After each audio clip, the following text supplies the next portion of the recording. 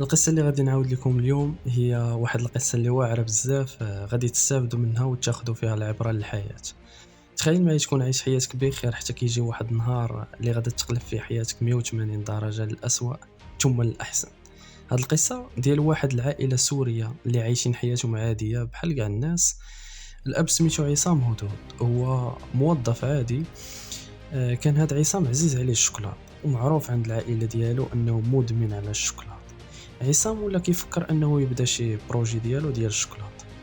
في سنة 1986 عصام خرج من الوظيفة ديالو وفتح محل باش يصاوب ويبيع فيه الشوكولات. عصام لاموه وضحكوا عليه بزاف ديال الناس، قالوا ليه اش هاد البروجي اللي درتي وخليتي خدمتك وخليتي وظيفتك اللي مزيانه. عصام ما تسوقش ليها وبدا كيصاوب الشوكولات هو وعائلته وكيبيعوه في المحل. المشروع ديالهم كيتحسن نهار على نهار، ولا معروف الشوكولات ديالهم وحقق نجاح كبير من المدينة حتى لسوريا، حتى وصل من المصدرين اللي في الشرق الأوسط. والشركة ديالهم ولات واحدة من بين أكبر الشركات اللي في سوريا، ولات كتنافس أكبر شركتين ديال الشوكولات اللي في سوريا. تخيل معي من بعد هذا النجاح الكبير حتى كيتصدموا بحرب في سوريا وطاح صاروخ على المحل ديالهم ودمر كل شيء. كاع داكشي اللي بناه وسهروا عليه تدمر في لحظة. هاد العائلة السورية ما بقى عندهم لا مصنع لا شوكولات لا موظفين لا حتى شي حاجة.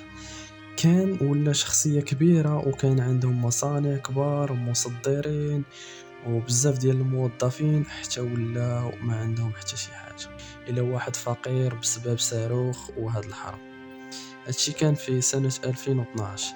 هنا ماشي خسر غير دارو أملاكو، بل خسر حتى صحابو والناس اللي عزاز عليه في هاد الحرب. وفي ذاك الوقت طريق ولد عصام كان كيقرا على الطب، وفي العام الاخر ديالو قرب يشد الشهادة ديال الطب. من بعد بداو السوريين كيرحلوا للبنان لحيت هي اقرب دولة ليهم، ومشات حتى هاد العائلة معاهم وسكنوا تما في المخيمات. كانت ظروف صعيبة بزاف، البرد الشتاء، وبقاو تما في هاد الظروف الصعيبة لمدة ديال 3 سنين. وفي 2015 جاتهم فرصة للهجرة لكندا بطريقة شرعية. وفاش دخلوا لكندا لقاو تاني ظروف صعيبة، كان البرد والثلج في ذاك الوقت، وزيد على هادشي ما كيعرفوش اللغة الإنجليزية وما لقاوش خدمة تمايا. وفي ديك البلاصة فين سكنوا كانوا غير هما اللي من سوريا، غير هما اللي كيتكلموا اللغة العربية في ذاك الحي، وبقاو غير في الدار، ما كاينش اللي عقل عليهم في ذاك الوقت. واحد النهار مشى طريق القهوة وكان تما واحد الرجل الكندي. هذا الرجل الكندي شاف طريق وعرفوا انه سوري، وكان هذا الرجل الكندي عنصري بزاف، وبدا كيستفز طريق وش يقول ليه شوف هادو جايين عندنا يتزاحموا معنا على الخدمه. المهم شي كلام بحال هكا اللي ما عجبش طريق بالحكم انه كيفهم شويه اللغه الانجليزيه فهموا واش كيقول. طريق ما عجبوش الحال وناض خرج من القهوه ومشى للدار وجلس مع عائلته وبداو كيفكروا شنو يديروا باش يصوفيو الوضعيه. تما طاحت عليهم فكرة أنهم يصوبوا الشوكولاتة ويبيعوه. من بعد خداو اللوازم اللي غيحتاجوا وبداو بشوية بشوية كيصوبوا الشوكولات. طريق ولا تياخد الشوكولات وتيدور بيه في الشارع والمعارض، المهم في أي بلاصة فيها الرواج والناس، وكيقول لهم اللي بغى يذوق الشوكولات فابور. الناس ملي كتسمع فابور كتجي تذوق الشوكولات وكيعجبهم بزاف وكيشريو من عنده. سبحان الله هاد الشوكولات كان عنده واحد الطعم خاص اللي ذاقو كيعجبهم، ولا في هذا الوقت القصير كيبيع كل شيء. وهنا بدا كيبان لهم باب الرزق ديالهم بدا كيتفتح. Alright, you are ready.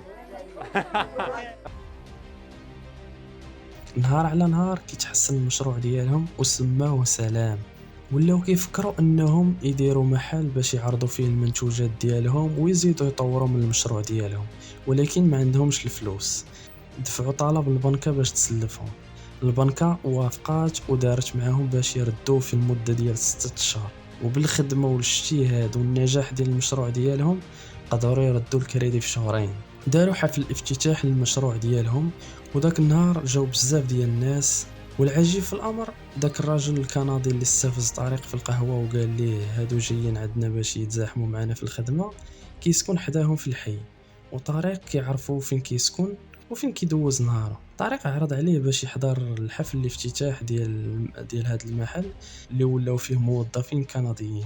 يعني هاد العائله السوريه جات وخلقات فرص الشغل للكنديين ماشي جا تزاحم معاهم على الخدمة، والمشروع ديالهم حقق نجاح كبير.